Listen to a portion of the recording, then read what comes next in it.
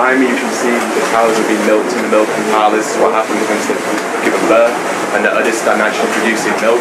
They get taken into these big parlours where they'll be milked several times a day, every day, day in, day out, until they become too old and they no longer produce milk because their bodies are too weak, or because they're no longer able to produce children, at which point they'll then be taken to be slaughtered. But this is just another part of the dairy industry. This is part of the milking practice. This is what happens. They're herded in. This is enslavement. This is absolute enslavement. They're herded into these metal places. They're given no freedom. It's absolute exploitation. This milk that's been pumped here is meant for the babies that we've seen being separated, the babies that we know are taken away from their mothers. This milk that's been pumped from their udders is meant for their children. But instead we take their children away from them and bring them into these sheds and pump the milk so that we can drink it. It makes absolutely no sense for us to be drinking milk that comes from the udders of another animal. So these milking machines can be very painful for the cow. They develop infections like mastitis. A lot of pus actually comes out with this milk. So in Australia it's something like 400,000 cells of pus per milliliter is allowed, and other countries it's obviously higher levels of pus, but they can't filter the pus out. They can filter an amount out, but they cannot filter it all out, so it's just pasteurised pus. These cows are obviously suffering, they've lost their children, and we are consuming that suffering. Just for some milk, we've got plant-based options.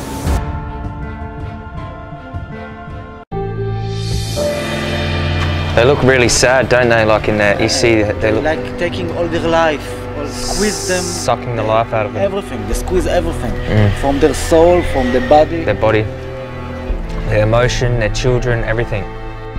Yeah. So the girl behind us, she's looking really thin, and like just what happens is they just suck all the nutrients out of them through the milk, suck the absolute life out of them.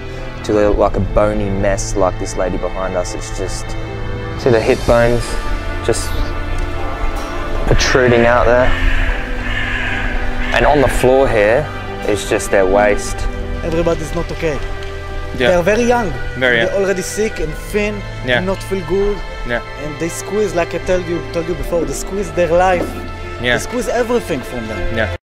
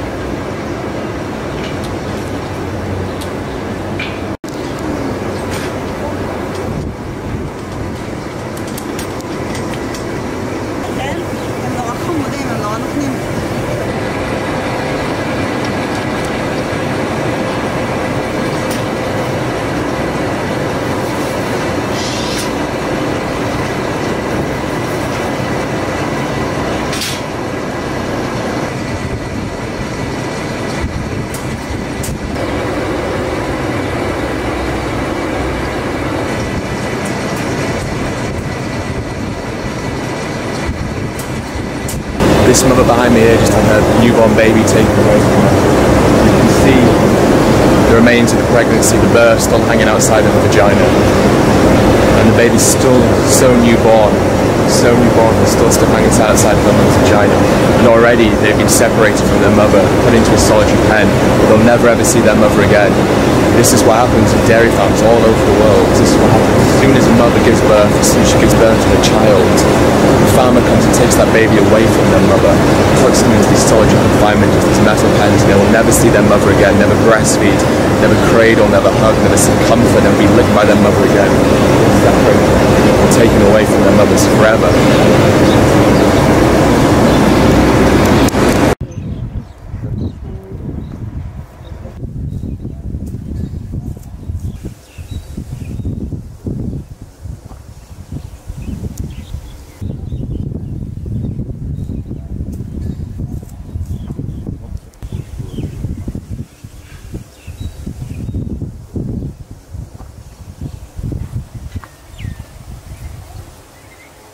What are these tags?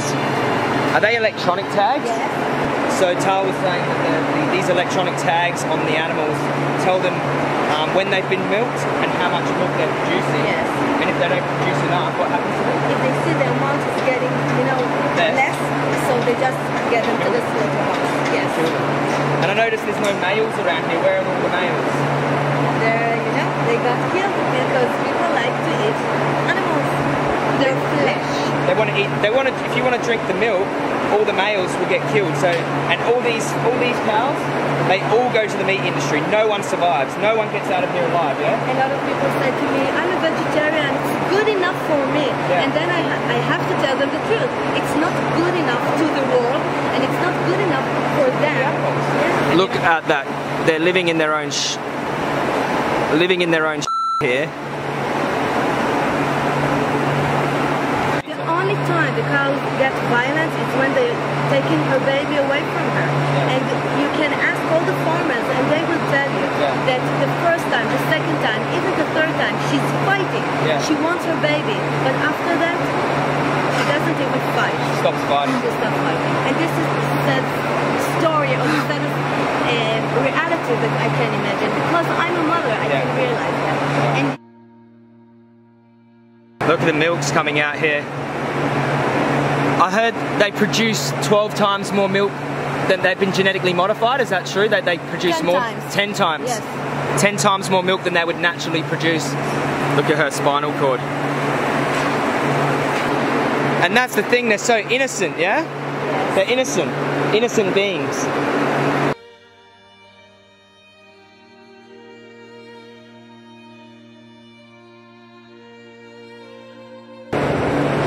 So what Tal's holding up there is the glove from where they artificially inseminate the cows. They forcibly impregnate them. Inside of it. Oh, that's the straw. Okay. A lot of medication. A lot of Antibiotics, medication. yes. So that's the medication they give to the cows, antibiotics. Want to see the water. Wow. It's also complaint to the agriculture department. The disgusting water they're giving these cows. They don't care. They don't care, eh?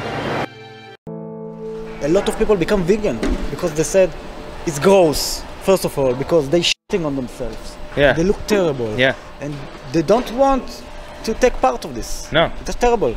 It's like, it's the closest thing to slavery I've seen, you know? Slavery. Yeah, of course it's slavery. Yeah. The conditions in here look pretty horrific, but do you think there's a humane way to do this? It's funny joke. You Yeah, know, it's a joke, isn't it? Funny, human rape, Yeah. human slaughter. There is no things like this.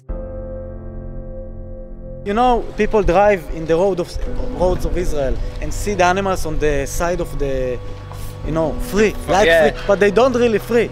But still, it's just 1% from all the animals in the Yeah. industry. Most of the 99% on these farms. It's very crowded, a lot of shit, a lot of disease, and a lot of suffering. What type of life is this? What type of life is this? This is what we are creating for them. I'm absolutely speechless. I didn't know we were going to witness this today. Okay, now we move on to dairy. Dairy, milk. You know, milk, cheese, that stuff that they put in everything. They put over everything. Yogurt, ice cream. Let's think for a second what milk is, because I never thought about this. So, I never thought that cows have to be pregnant to produce milk. They have to either be pregnant or have had a child to produce milk, just like us. I thought, this is going to sound pretty silly, but some people might think the same thing. I thought cows just produced milk by themselves. I thought that's what they were here for. They just produced milk. No, there's a process.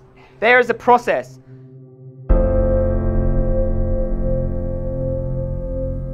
After her child is born, within 1 to 3 days, her child is stolen from her. Across the board, every dairy farm. You take me right now to the most humane dairy farm in Israel. You think green grass, and they take all of their children off of these cows.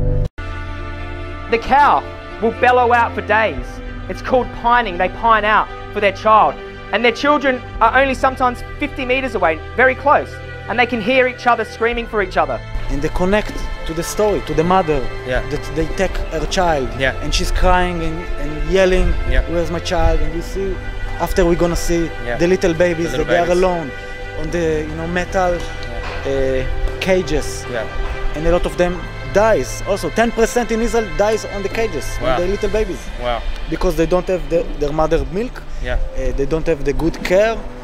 You know, they hide this from us for a reason. There's a reason why Hungry Jacks don't show you this. There's a reason why your local butcher doesn't show you the slaughterhouse footage, because they're selling a product to you. This cow here behind me has got the nose ring with the spikes on there that when I was doing outreach, telling people about this spiked nose ring. It pricks the mother moves away, and the calf can't get to the mother. How horrific is that? It basically stops them from exhibiting natural behaviours, maternal child bond. So they put this in the calf's nose, stops the baby from going to the mum. Yeah. What do you think of that? Not good? This is another disgusting piece of work. See this on the horns here?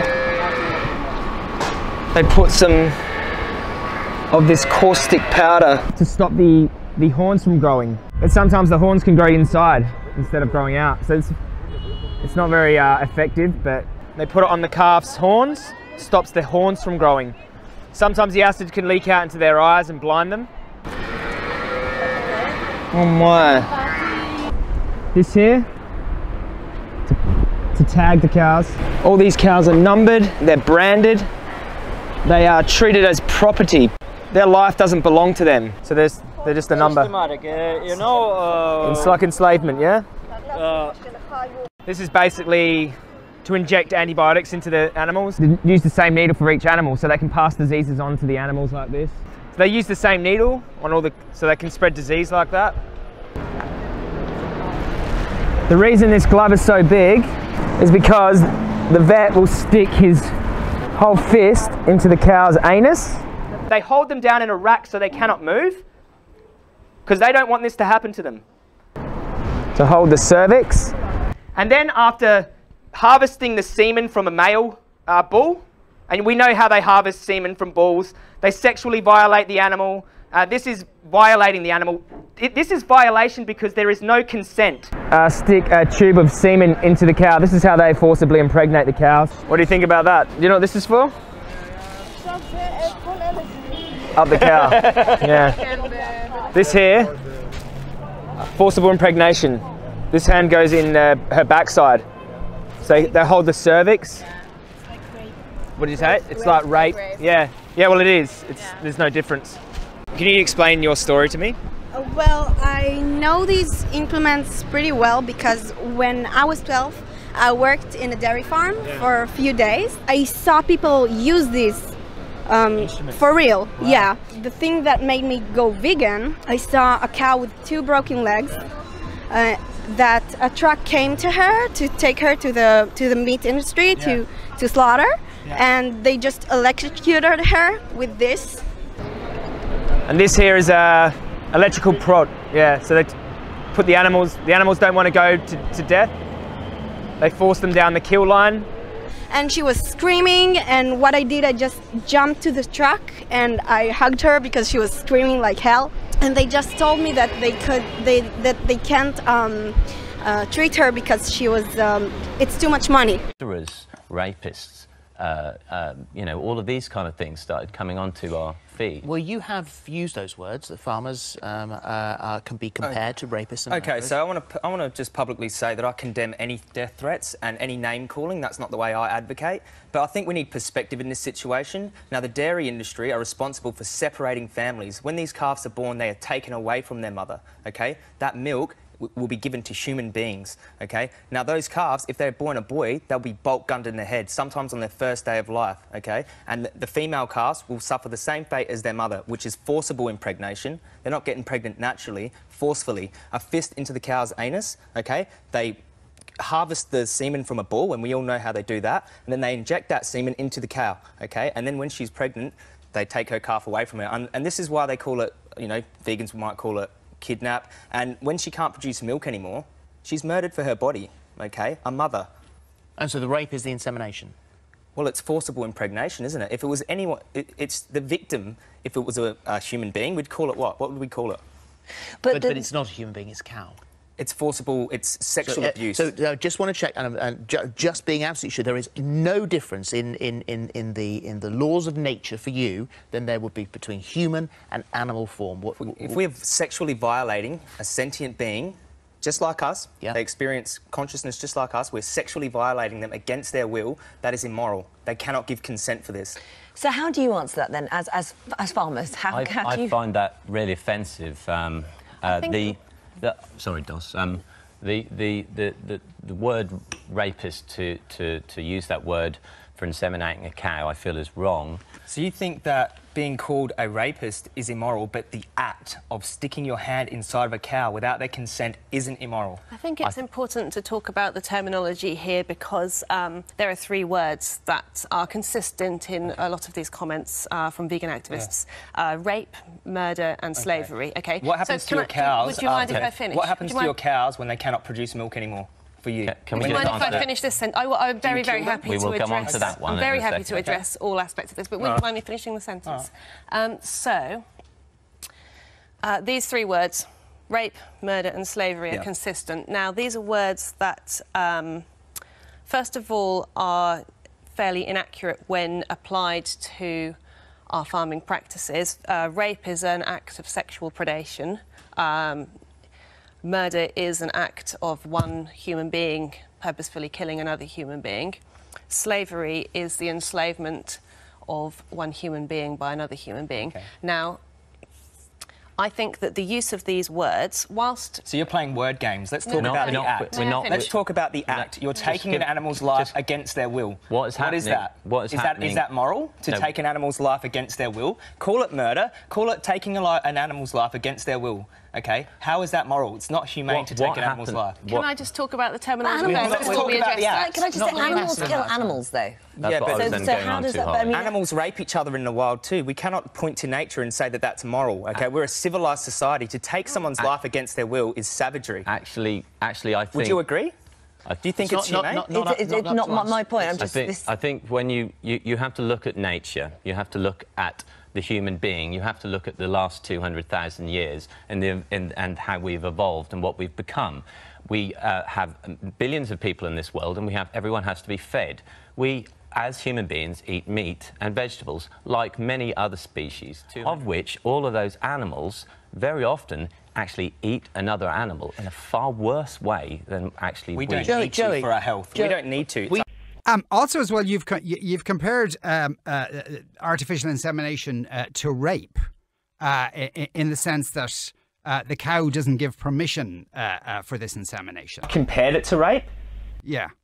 What is it? What do you think it is?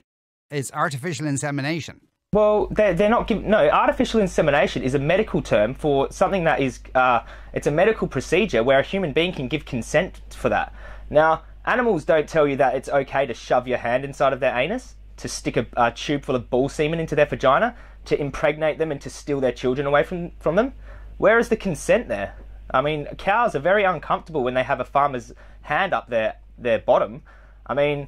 I just don't see why people want to play word games and think that a word is more offensive than violating animals' private parts. It's a bestiality type process. I mean, people don't think that's weird, but they point the finger saying, oh, you shouldn't call it rape.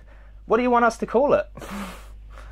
How do you know they don't give their consent? Or how do you know more to the point that a cow is capable of giving consent? They are not capable of giving consent. They are innocent beings. Just like a small child isn't capable of giving consent. That's why it's against the law to have sex with a small child, because they cannot give consent. Now, in the same way, an animal is innocent, vulnerable. They cannot give consent. Now, I don't know if you're being serious with me, Sean, when you say, how do I know animals aren't giving consent?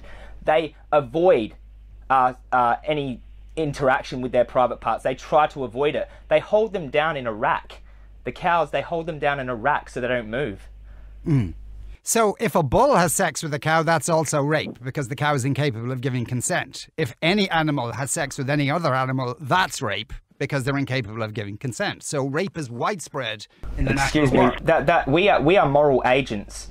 Okay, you're a moral agent. You're a human being. You know right from wrong.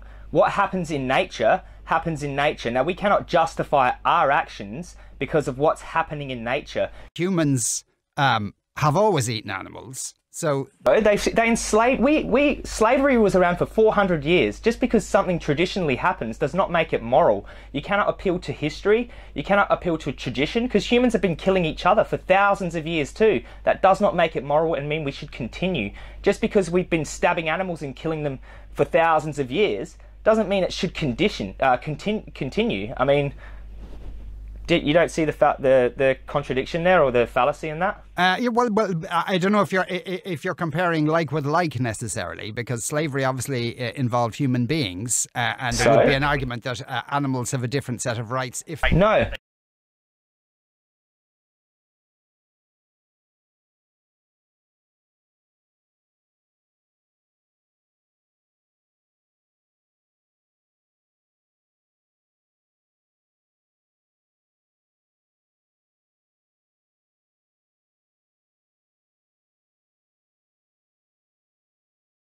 Rape, murder, and slavery. Okay. What happens to your cows? Would you mind if I finish? What happens to your cows when they cannot produce milk anymore?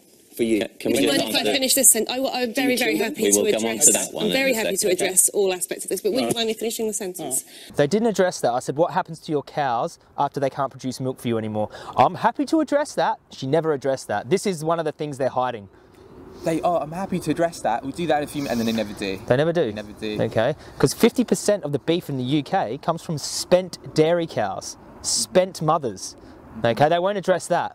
And you've seen this stuff. I mean, I've been to a couple of saves, but I haven't seen it like what you've seen it. Yeah, well, I've waited out. I've waited out. Okay, so I waited. Direct action. Yeah. Well, being at the front of slaughterhouses, when truck after truck arrives with spent dairy cows in there, okay, with their udders distended, okay, just they're emaciated from being just exploited right up to the very point of being just no use to a farmer, okay, and the only thing they have to look forward to is the kill floor, okay, and you can hear them bellowing out when they're getting prodded down the line, mooing, like bellowing out, and no one's listening to them. Okay, they're screaming for mercy and no one's listening to them. And dairy farmers will not talk about this.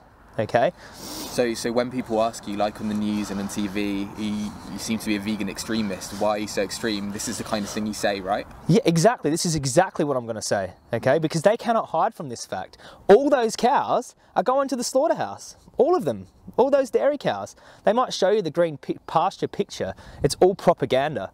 Okay, and we're the truth. We're speaking the truth. Okay, it's going to cut through all of that. These three words, rape, murder and slavery, are consistent. Now, these are words that, first of all, are fairly inaccurate when applied to our farming practices. Rape is an act of sexual predation.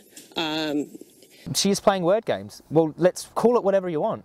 Call it a polka dotted dress. It's still what it is. You know, the act. We don't even have to use words. I could just show you a video of what happens to cows. We don't even have to speak. That's enough.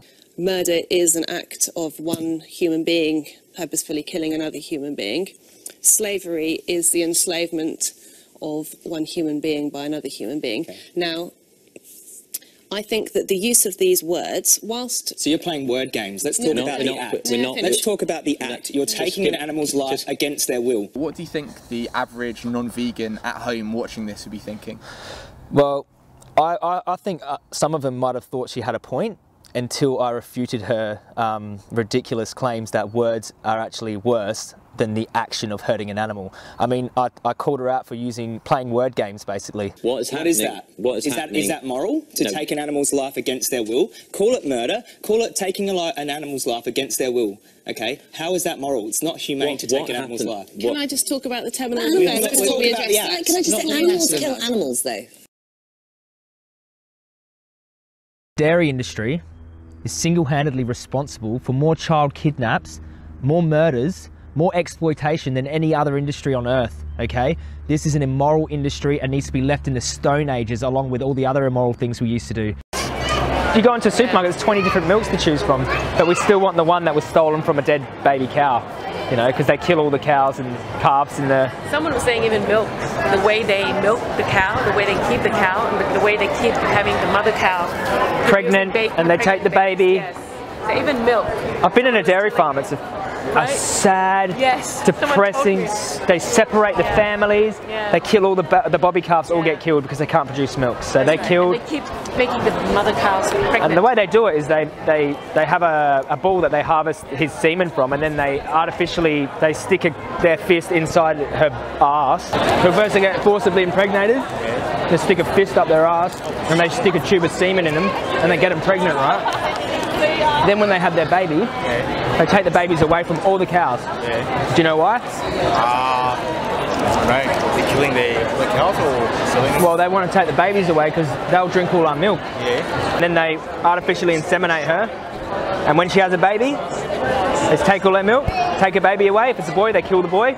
If it's a girl, they have to produce milk too. Do you know what happens to the cows when they don't produce milk anymore? They kill them. Because we've done it for a long time, does that mean we should keep doing it? Yeah. Does that mean we should keep doing it? We've done lots of bad things for a long time, yeah? Yes, but it's, tradition. Tradition, yeah. Yeah, it's on the people's mind. Yeah. What about your mind? Don't worry about everyone else. You, as an individual, do you think you need to contribute to it by buying burgers and... No. Need it for your health? Do you think you need milk and meat for your health? Milk is not good for human people.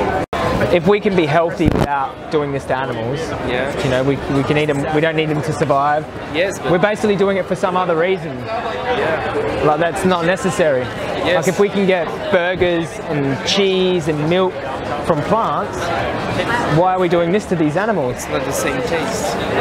It's not the same. So we're doing it for taste. Do you think because a being tastes good, it justifies doing this to them? Like it makes it okay if they taste good, it's okay to hurt them? No. Yeah. I can't say that when I saw this. Exactly. I don't think it's healthy at all to give a human child something that is designed to grow a baby cow into a very large cow. And I think that the studies would agree with that it's harmful for humans to drink this milk from another species. But I also think that the idea that this milk is for us, we can continuously, I think it is exploitation, that we can continuously milk them even when the baby is done. We continue this process, and if we don't do it, that causes them harm. I think that's something that we can easily avoid. We don't need to do it, and because of those reasons, we should avoid it and not do it. Hi, this is Dr. Mark Hyman. Today I'm going to tell you 6 reasons why you should avoid dairy. Got milk? Well, these days it seems like almost everybody does. Celebrities, athletes, even former President Clinton's head of Health and Human Services, Donna Shalala, are all proud to wear the white milk mustache. After all, everybody knows that you need milk to be healthy, right? Not necessarily. Sure, dairy is nature's perfect food, but only if you're a calf. If that sounds shocking to you, it's because very few people are willing to tell the truth about dairy. In fact, criticizing milk in America is like taking on motherhood, apple pie, or baseball. But that's just what I'm about to do. Based on the research and my experience in practicing medicine, I typically advise most of my patients to avoid dairy products completely. I like ice cream just as much as the next person, but as a scientist, I have to look honestly at what we know.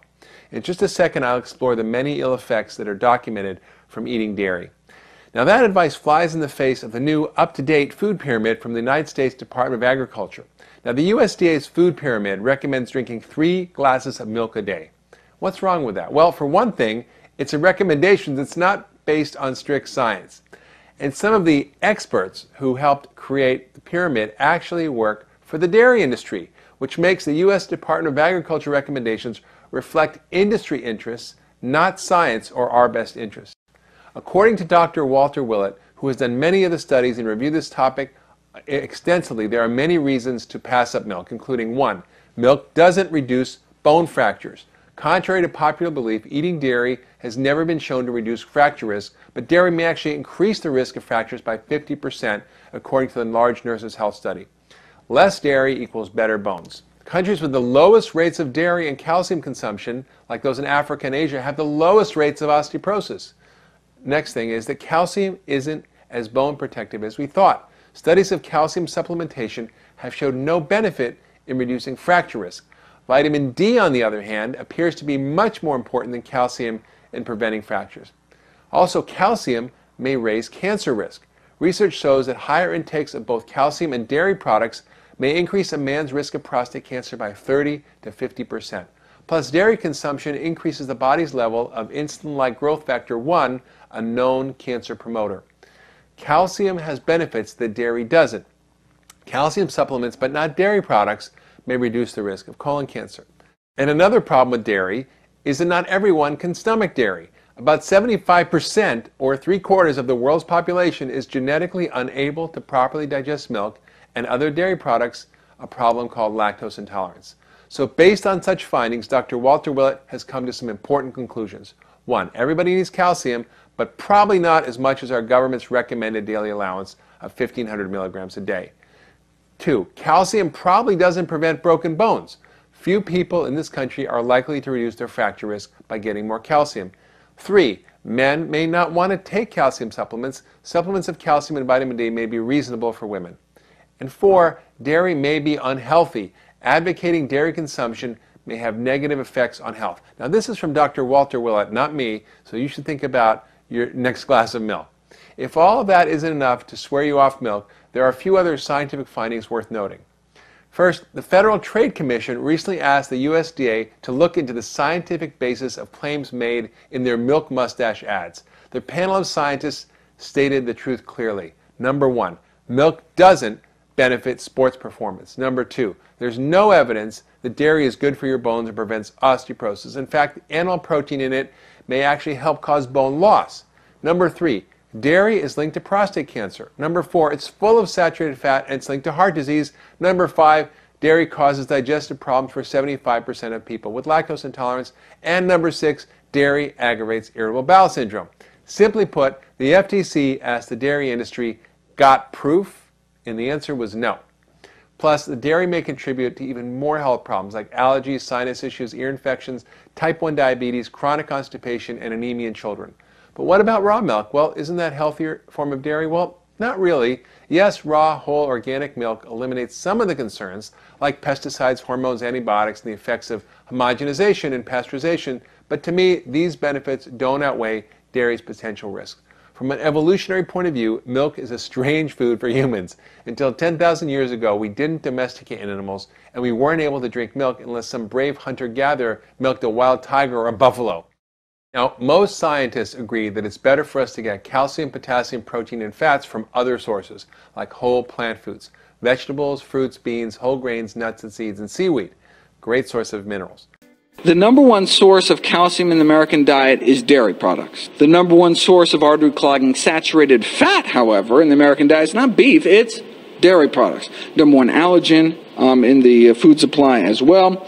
So yes, cow's milk represents a substantial source of calcium, but it all depends on what baggage you want with your calcium. The kind of bonus you get with dairy is the saturated butterfat and lactose and cholesterol and antibiotics, pesticides, pus, and manure. And if you're skeptical, when scientists test pasteurization protocols, they actually have to take the manure into account. Heat and activation of milk contaminated with infected feces. To account for what happens naturally in the dairy industry, high concentrations of feces from infected cows were used to contaminate milk just to test their pasteurization protocols. There was even a pus study last year in the Journal of Dairy Science, kind of to ask the age-old question, can you taste the pus? Well, the United States has the highest allowable pus cell concentration in the world, can allow 300 million pus cells per tall frosty glass. Now, the industry, however, has always argued that it doesn't matter how infected and inflamed the udders of dairy cows are because of pasteurization, right? It's cooked pus, so there's no food safety risk. But what this study did was, well, can you taste the difference? That is important to industry. And so they made 2 vats of cheese, one with U.S. milk and one conforming to the more stringent European standards. And the now with less pus cheese evidently tasted significantly better, at least according to this study.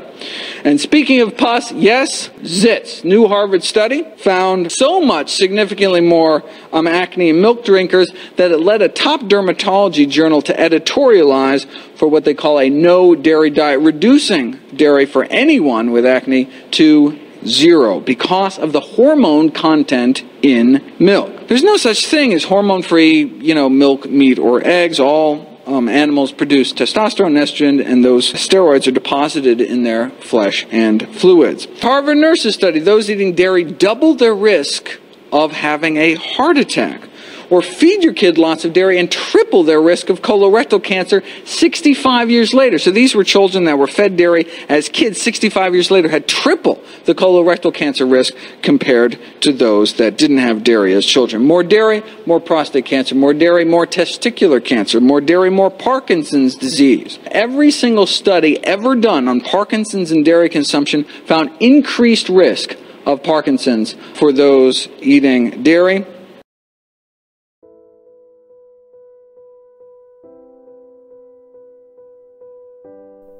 It is not natural for humans to drink cow's milk. Cow's milk is a high-fat fluid designed to turn a 65-pound baby calf into a 400-pound cow. Cow's milk contains animal protein, which has been proven by people like Dr. T. Colin Campbell to promote cancer growth. Animal protein is far too acidic for the human body. In order to neutralize this acidity, the body leaches calcium and phosphorus from the bones. People have been misled to believe that milk gives us strong bones, yet the countries with the highest dairy consumptions all have the highest rates of osteoporosis. Dairy products like cheese and butter are high in fat, saturated fat and cholesterol, and are very low in vital vitamins and minerals. Diets high in fat, especially saturated fat, can increase the risk of heart disease and can cause other serious health problems like diabetes. Because cows suffer from a number of infections like mastitis, dairy contains considerable quantities of pus. A glass of milk will contain around 90 to 135 million somatic pus cells. Dairy also contains bovine growth hormones, which have been linked to obesity and cancer. It also contains antibiotics and contaminants like blood and feces. Cow's milk also contains casomorphins, a form of morphine which is highly addictive.